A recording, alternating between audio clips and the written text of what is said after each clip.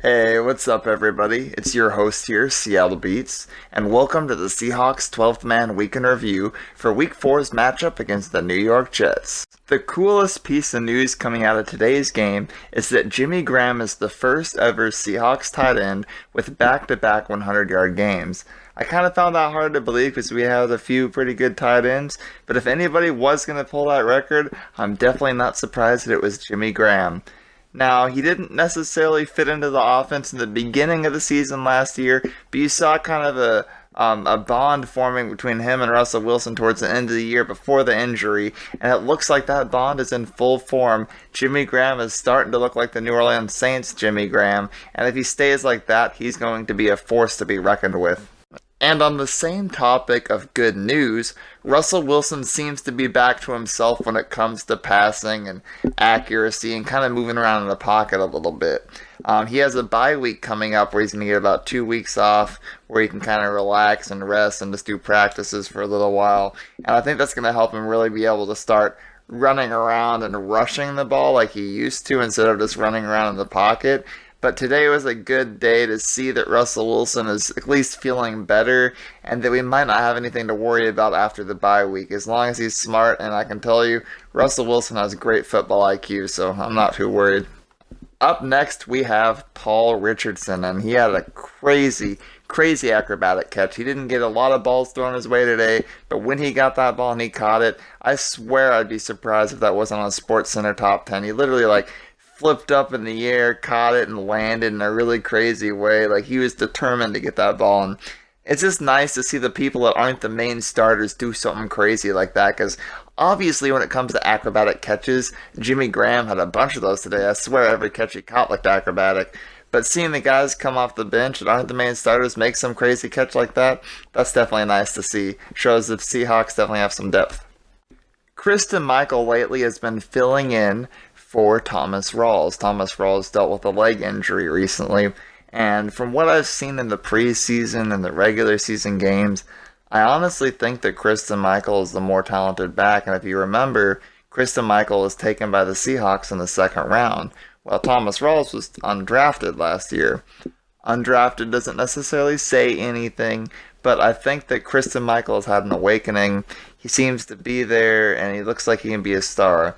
Now, today he was held under 100 yards, but he caught himself a passing touchdown, and he honestly didn't look too bad running. I think he got 60-something yards rushing or something like that, and that's against a D-line that's really good, led by Muhammad Wilkerson. So him doing that, still catching a touchdown, I'm pretty proud of him so far, and I think he's definitely not a Marshawn Lynch, but I think he could honestly take the job from Rawls easily. In the last few days, I was pretty excited because the Seattle Seahawks signed C.J. Spiller. Now, C.J. Spiller worked out for a little bit for the Saints and for a few other teams, but I kind of think that he needs to find that niche, and if he were to, I think the Seahawks would be a perfect team for him. I don't think he'll take the job because I think pro size overall will probably be better than he is, but C.J. Spiller could potentially be really great for the Seattle Seahawks behind a Rawls or a Michael. So I guess we'll see what happens. I personally think he'll kind of flip around to a bunch of different teams once Procise is back. But CJ Spiller is a high potential back, and maybe he'll work out for us. Tanner McEvoy scored his first touchdown in the NFL today on a deep pass by Russell Wilson.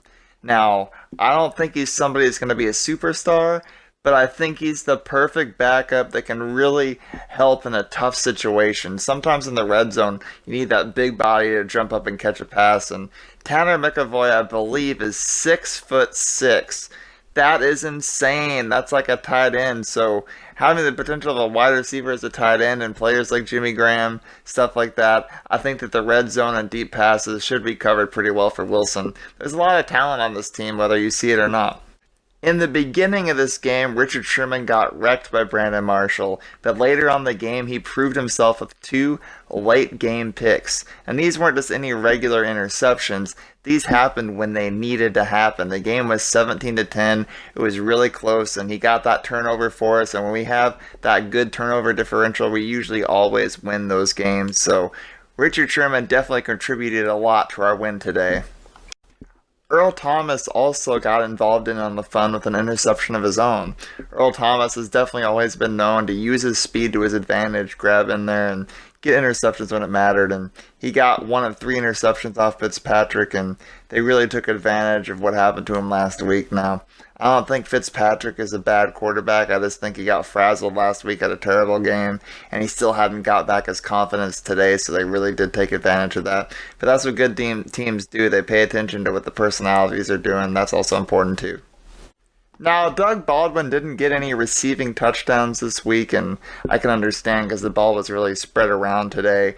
But when he was needed, he was there as a safety blanket for Wilson, and honestly, sometimes those short passes make a huge difference because Russell Wilson has to learn to avoid those hits, and normally he can kind of run out of the pocket, and he's not able to do that quite as much right now. He's kind of move around a little bit. That's why the break's going to be great for him, so having somebody like Doug Baldwin as a safety blanket is great. He doesn't always have to score. Now, for fantasy, that's great if he scores, but he doesn't always have to score in a game to make a huge difference. And as you saw today, he was there when it mattered, even though he didn't get a score. Thankfully, there is no new notable injury news on the Seahawks side of the ball today. But unfortunately on the Jets, it looks like Darrelle Revis might have gotten injured. But there wasn't a huge ruckus about it, so he probably should be back next week. I'll hope for the best. Even though he's on the other team, I never want to see anybody get injured. Our first-round rookie offensive lineman, Jermaine Ifedi, was back today, healed from his injury, and honestly, he performed pretty well.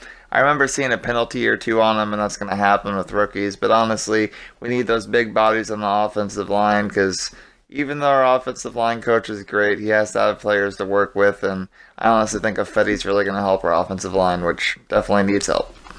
And in case you haven't been paying attention to when I said it already, banged up Russell Wilson, Thomas Rawls, Tyler Lockett, and CJ Prosise will be getting a much-needed 2-week break on their bye.